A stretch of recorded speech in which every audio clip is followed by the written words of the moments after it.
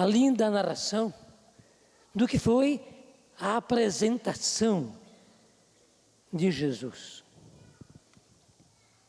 Era uma das leis que Deus deu através de Moisés. Tu me consagrarás todo o primogênito. Tu me consagrarás todo o primogênito. Depois se começou a dizer: todo primogênito do sexo masculino será consagrado ao Senhor. Mentalidade machista daquela época. Mas o que está no livro do Êxodo, capítulo 13, versículo 2, é isso, é aberto. Tu me consagrarás, disse Deus a Moisés, todo o primogênito. E a beleza, meus irmãos, que cada um de nós, mesmo que não sejamos o primeiro filho, eu sou o primeiro filho da minha mãe. Eu sou filho da mãe. Depois veio o meu irmão, minhas 4 irmãs. Então eu sou o primogênito. Mas mesmo que você não tenha sido o primeiro, a primeira a nascer da sua mãe, para Deus você é primogênito. Porque na verdade você é único. Você é única para Deus. Tu diga comigo: eu sou o primogênito. E levanta a sua mão direita: eu sou o primogênito. Eu sou único para Deus. E aí está a beleza. E nós podemos e devemos levar a sério. É uma escolha. O Senhor nos fez primogênitos. Cada um de nós. Mas vem a segunda parte. Consagrarás. Tu me consagrarás todo primogênito. Em outras palavras, todo primogênito será consagrado. Então diga comigo: eu sou consagrado. Quero ser consagrado. Viverei como consagrado. Porque eu sou primogênito. Único para Deus. Meus irmãos, está aí. O ser consagrado está na raiz do nosso ser. Eu sei que nem todos são consagrados. Mas nós somos. E nos alegramos por isso. E entregamos a nossa vida por causa disso.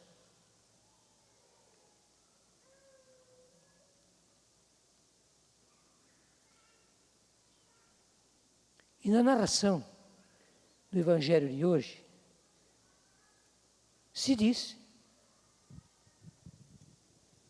que em Jerusalém havia um homem chamado Simeão, o qual era justo e piedoso e esperava a consolação do povo de Israel.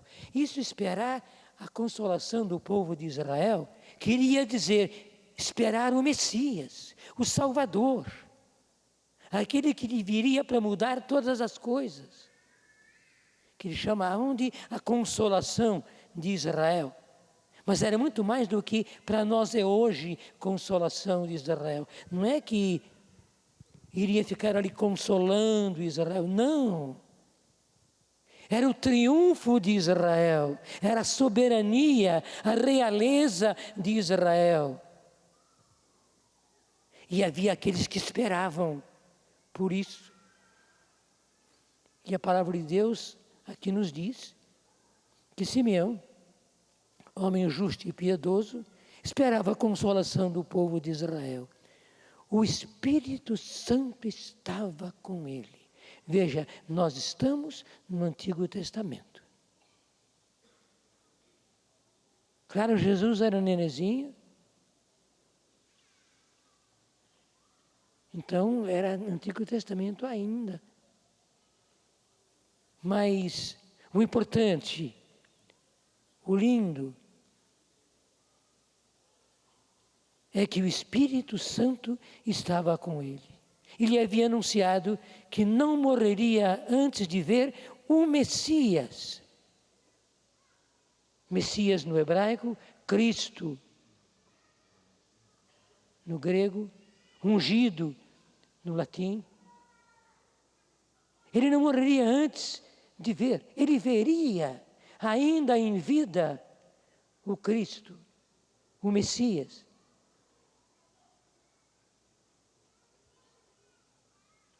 E aqui está o bonito.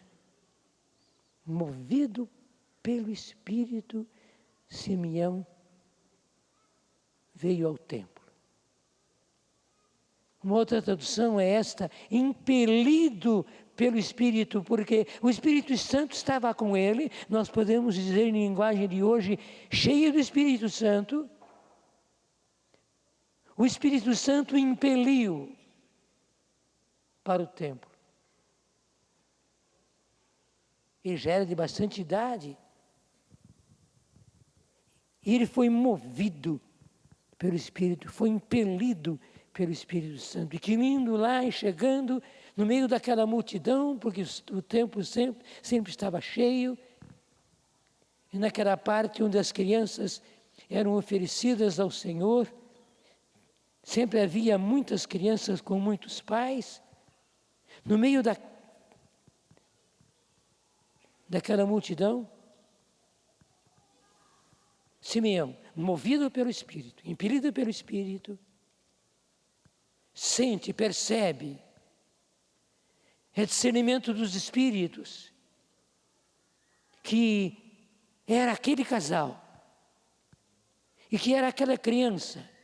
Conta toda a expectativa dele e do povo de Israel, porque eles esperavam logo no Messias grande, guerreiro, forte, vencedor.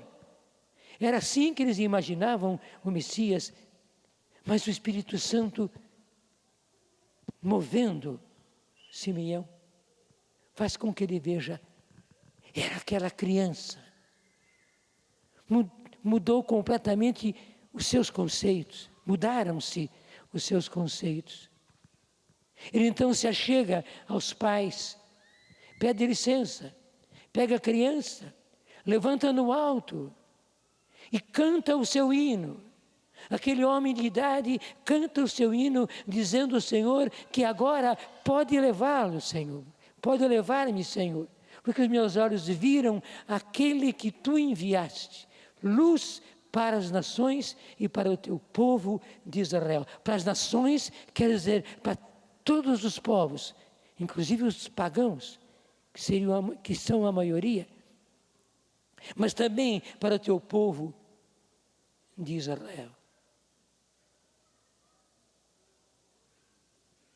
Essa é uma figura central na festa de hoje. Claro, a figura por excelência é Jesus, em seguida Maria, com ela José, mas essa figura linda, que é Simeão, homem cheio de Espírito, movido pelo Espírito, impelido pelo Espírito. Eu já começo a dizer, meus irmãos, hoje é o dia da nossa consagração. E o Senhor está hoje nos interpelando mais uma vez, da forma que Ele fez no decorrer desse retiro. Ele nos interpela para sermos homens e mulheres do Espírito. Não basta ser cheio do Espírito Santo, é preciso andar no Espírito. Como Simeão, ser movido pelo Espírito, impelido pelo Espírito, e assim realizar as obras do Espírito. Diga comigo, Senhor, eu quero, ardentemente eu quero, ser uma pessoa que anda no Espírito, movido pelo Espírito, impelido pelo Espírito, realizando as obras do Espírito. Eu quero, Senhor, e isto é preciso, faz parte da minha consagração. Dá-me esta graça, Meu irmão, minha irmã, isso é importante. Meu filho, minha filha, isso é muito importante. Somos homens e mulheres do Espírito e precisamos sê-lo. E realizar as obras do Espírito e precisamos realizá-las.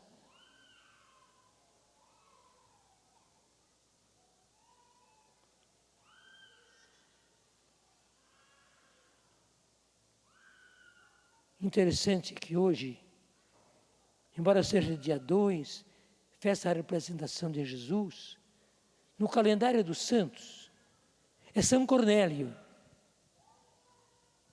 E que São Cornélio é esse? É aquele que era um oficial romano, que estava em Cesareia, e que o Espírito Santo disse a ele que mandasse buscar Simão Pedro, que estava em Jope, uma cidade marítima. E interessante e lindo isto, Cornélio, obediente à voz do Espírito, pega os seus soldados, os seus servos, e manda que eles cheguem até Jope. E bonito que o Espírito Santo dá todas as coordenadas de onde chegar, com quem falar. E eles vão. Ao mesmo tempo, lá em Jope, Pedro, um pouco antes da hora do almoço,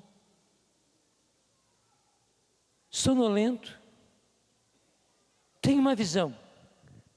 Uma toalha com todos os tipos de animais. E o Senhor que diz a ele: Pedro,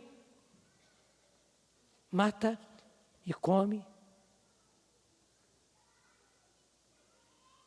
Pedro diz ao Senhor: não, Senhor, eu nunca comi, não comerei, porque ali havia todas as espécies de quadrúpedes e tal, muitos animais que os judeus chamavam de impuros.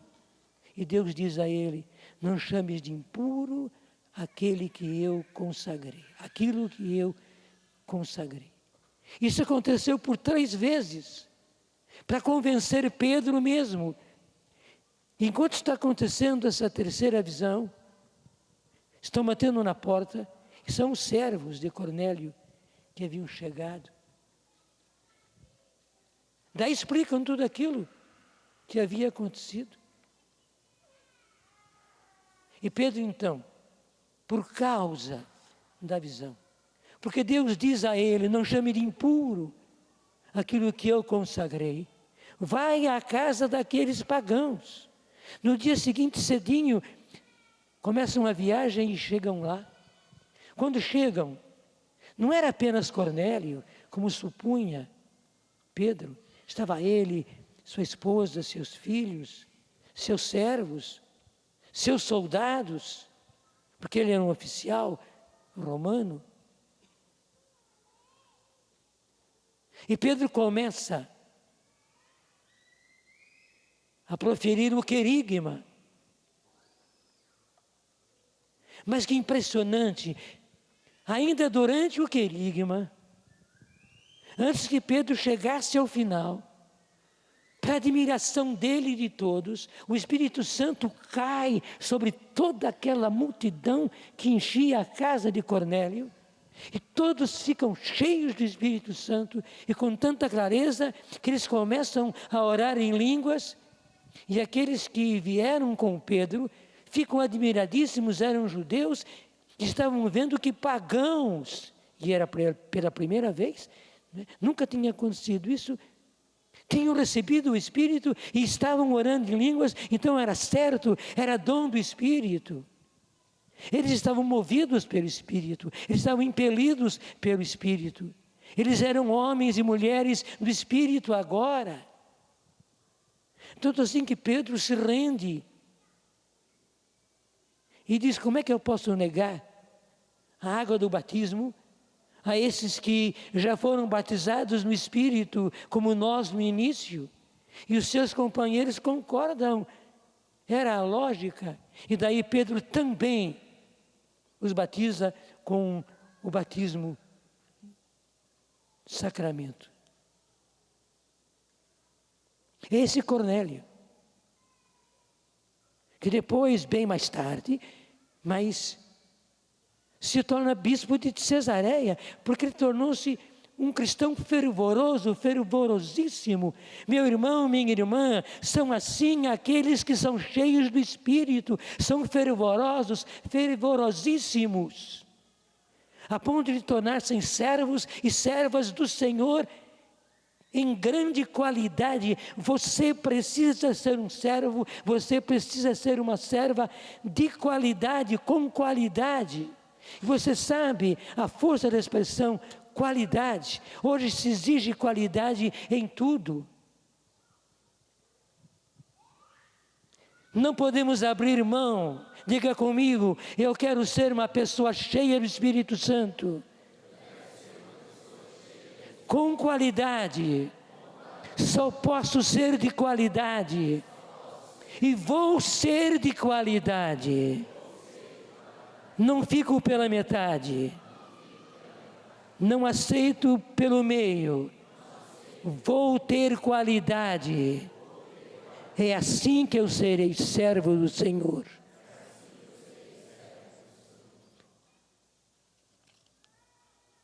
Meus irmãos, me deixe dizer assim. Eu sei que não é heresia, talvez não seja uma coisa comum. Ao batismo sacramento, que é a raiz de tudo, não resta dúvida. Ao batismo no Espírito, ao batismo no sangue, ao batismo de consagrados.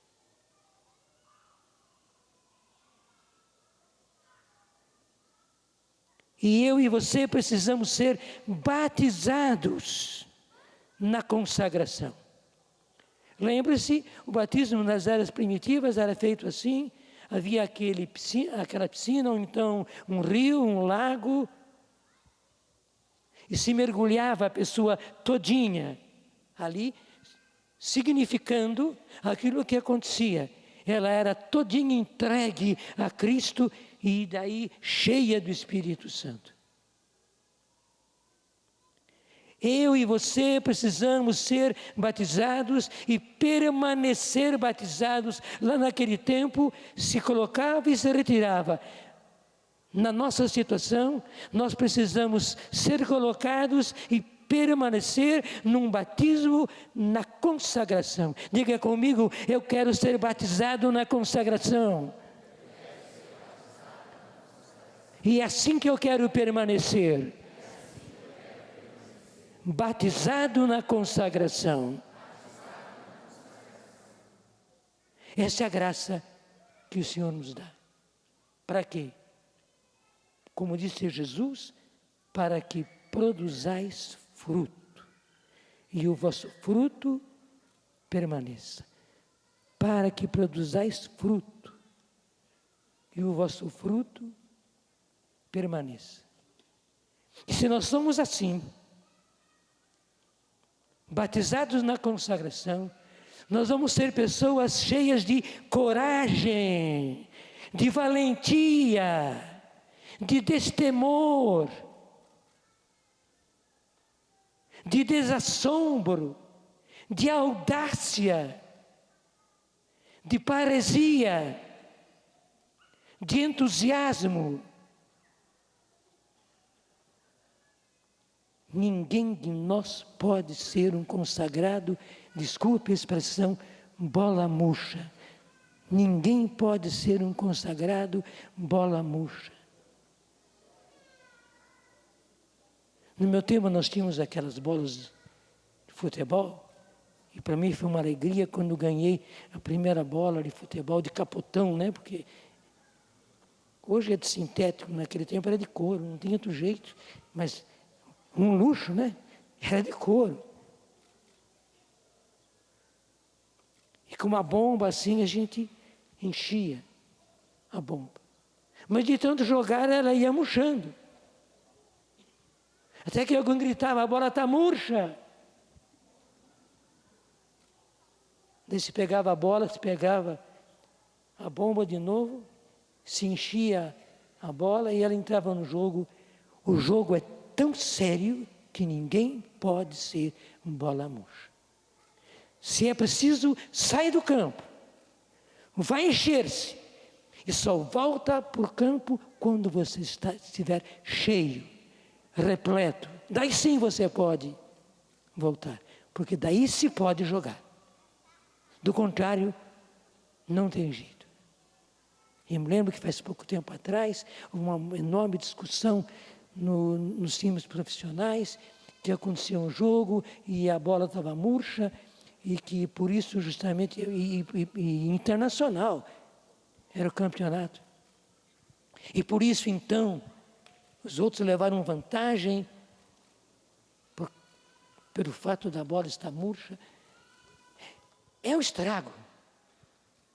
Cristão, bola murcha, pior ainda, consagrado, bola murcha, só atrapalha, só confunde tudo. E hoje, quando fizermos o nosso compromisso, precisamos comprometer-nos com o Senhor a nunca, jamais sermos consagrados bola murcha. Diga comigo, nunca, jamais serei consagrado bola murcha. Não serei consagrado bola murcha. Nunca, jamais. E agora você vai dizer com muita força, pelo contrário, eu seria um consagrado, cheio de coragem, de valentia, de destemor, de desassombro, audácia, de paresia, de entusiasmo, jamais bola murcha. Pode aplaudir. Mas aplaude para valer. O compromisso é nosso, não é a mim.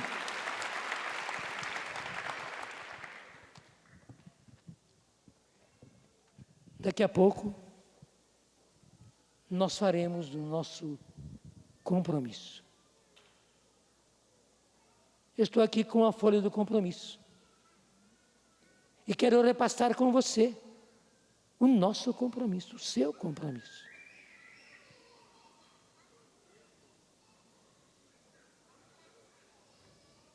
Sabe por quê? Isso eu tirei do Papa Francisco. Ele fala dos votos. E eu traduzi isso com os nossos compromissos. O nosso compromisso tem um único sentido: implementar o amor apaixonado a Cristo. Para mim, o viver é Cristo. Eu vou repetir porque é muito importante. O nosso compromisso tem um único sentido. O único sentido dele é este. Não há outro sentido, explica o Papa Francisco. Implementar o amor apaixonado por Cristo. Para mim, como diz São Paulo, o viver é Cristo. E aí a pergunta que cada um de nós faz a si mesmo: Jesus é verdadeiramente o meu primeiro e único amor? Jesus é verdadeiramente o meu primeiro e único amor? Então veja agora o nosso compromisso. Pai de infinita misericórdia, portanto a coisa se faz com o Pai. O nosso compromisso é com o Pai, claro, através dele, com Jesus, no Espírito Santo, mas é com o Pai, Pai de infinita misericórdia. Acolho de coração a consagração do batismo e da crisma. E em gratidão, quero levá-la à plenitude, no seguimento de Jesus Cristo, o vosso Filho, e numa contínua abertura aos dons e frutos do Espírito Santo. Agradeço, porque fostes vós quem me escolhestes.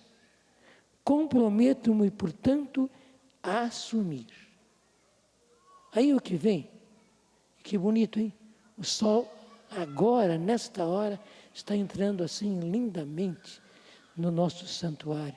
E veja que luz bonita aqui sobre o presbitério, sobre o altar. E aí começam os nossos princípios. Comprometo-me, portanto, a assumir o princípio de autoridade e submissão. Que vale a pena a gente dar uma retomadinha nele.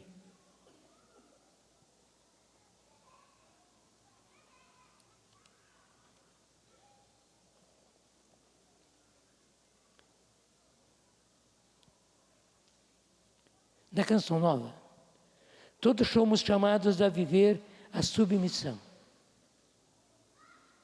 Aceitamos livremente ser submissos porque nos colocamos a serviço da missão. Quem é chamado a exercer a autoridade, aceita prestar esse serviço por causa da missão, para que o corpo ordenado e harmônico realize com eficácia a missão que recebeu de Deus. Então veja que é algo lindo para nós, que é isso. Todos somos chamados a viver submissão. E deixa-me dizer, também nas pequenas coisas, eu digo também, não é só nas primeiras coisas, eu sou submisso. Agora há pouco, no começo da celebração, o seminarista me disse, não é agora, não é assim, assim, assim. E logo depois, o outro me disse assim, tenho glória. Imediatamente eu obedeci. Eu preciso ser submisso. E a beleza está nesse fato, todos somos submissos e precisamos ser submissos. Agora, quem é chamado a exercer a autoridade, aceita prestar esse serviço por causa da missão. Então, quem tem autoridade, exercer a autoridade na Canção Nova, não é ser o mandão, não é ser o autoritário, não. É ao contrário, eu exerço a autoridade em submissão a uma ordem que me foi dada, que eu ali fosse autoridade. Eu exerço a autoridade por submissão, entendeu? Eu exerço a autoridade por submissão. E não porque eu quero mandar, muito menos depois que eu me tornei autoridade, eu começo a ser um mandão, não. O princípio básico de nossa obediência é, somos todos submissos uns aos outros. É maravilhoso isso. Somos todos submissos uns aos outros. Porquanto não se decide mais nada sozinho, depois que se entra para a comunidade. Acho que ficou claro, mas eu repito.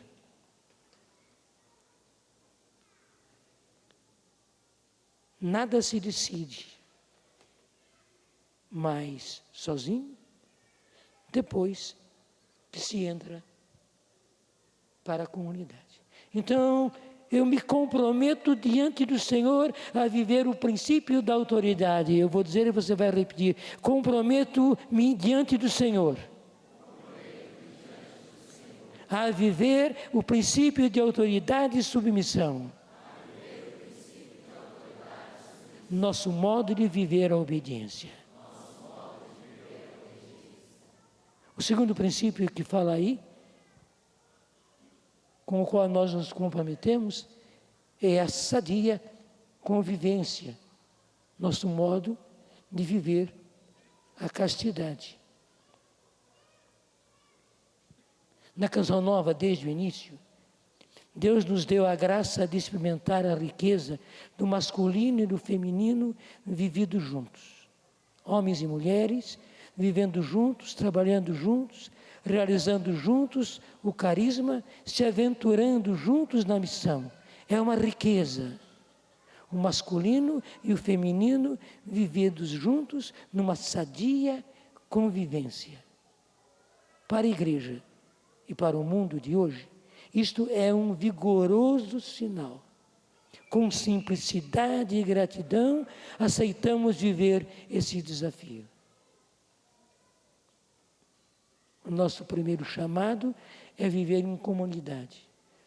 Todos têm necessidade do amor puro de seus irmãos para seu equilíbrio afetivo. Por isso, todos os chamados a viver em nossa comunidade são também chamados a viver a castidade dentro de seu próprio estado de vida. Cada um dentro do seu próprio estado de vida. Os casados como casados, os celibatários como celibatários, os solteiros como solteiros. Então eu vou dizer e você vai repetir. Eu me comprometo diante do Senhor a viver a sadia convivência, nosso modo de viver a castidade.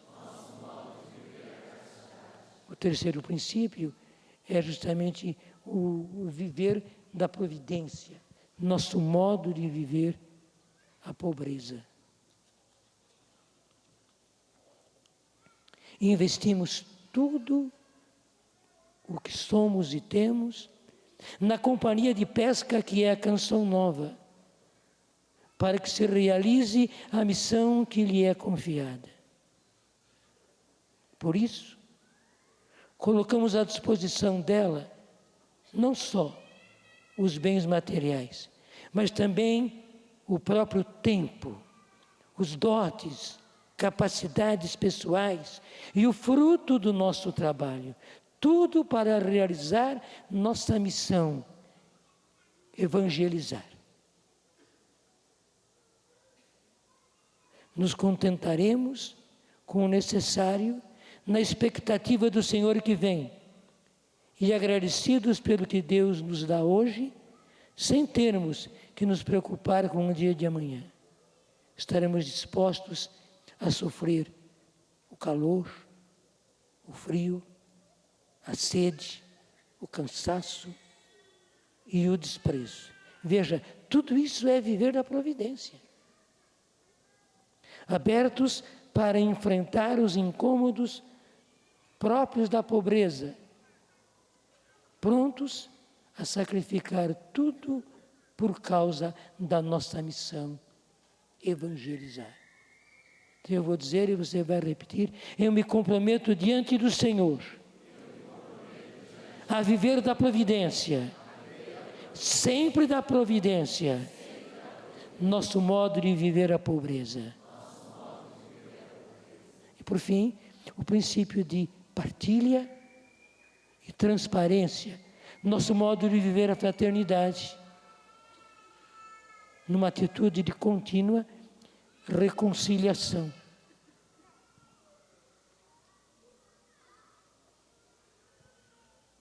Partilha e transparência são realidades chaves na conquista da fraternidade. Na convivência do dia a dia e nas reuniões de comunidade e serviço, precisamos avançar na transparência uns para com os outros. Precisamos avançar na transparência uns para com os outros. É essencial partilhar o que pensamos, sentimos, nossas aspirações, desejos, nossas motivações, nossos projetos, nossas dificuldades. Nada deve ficar escondido, entulhado no coração. É assim que conquistamos relacionamentos profundos.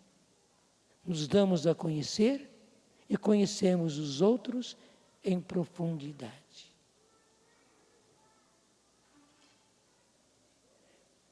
Este viver na luz pela transparência e a partilha é tão importante quanto a oração.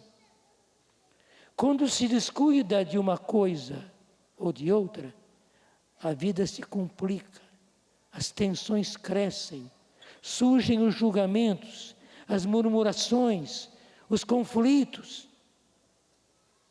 E por isso justamente que quando a gente deixa de lado a transparência, porque crescem as tensões, surgem os julgamentos, as murmurações, os conflitos. É por isso que eu digo, isso é uma ousadia, mas é real. Esse viver na luz, pela transparência e partilha, é tão importante quanto a oração. Claro que a oração tem toda a sua primazia, mas por causa dessas consequências, o viver a transparência é tão importante quanto a oração. Senão, realmente, a vida se complica. Então, diga comigo, eu me comprometo diante do Senhor a viver a partilha e transparência. Dá-me, Senhor, essa graça. E o nosso compromisso termina dizendo, consagro toda a minha vida à evangelização. Deixa eu fazer uma brincadeirinha aqui. Dom Alberto disse que havia um bispo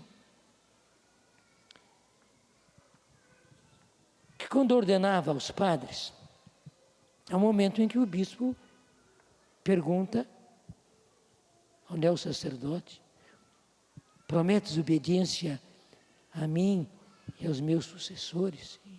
E o padre novo diz, sim, prometo. Só que esse bispo, é muito gozador, diz assim, vamos ver. Vamos ver. Meus irmãos, na brincadeirinha séria, consagro toda a minha vida à evangelização. Vamos ver. É sério. Consagro toda a minha vida à evangelização. No empenho de formar homens novos e mulheres novas para um mundo novo, na feliz expectativa do vosso reino glorioso.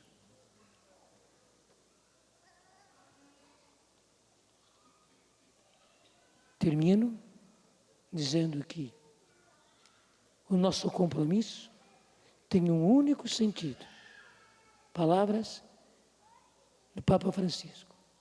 Implementar o amor apaixonado por Cristo. Para mim, o viver é Cristo. Eu digo e você vai repetir. O meu compromisso, que daqui a pouco eu vou proferir, tem um único sentido. Implementar o amor apaixonado por Cristo. E diga para valer agora, para mim o viver é Cristo. Para mim o viver é Cristo. Para mim o viver é Cristo. Em nome do Pai, e do Filho, e do Espírito Santo. Amém.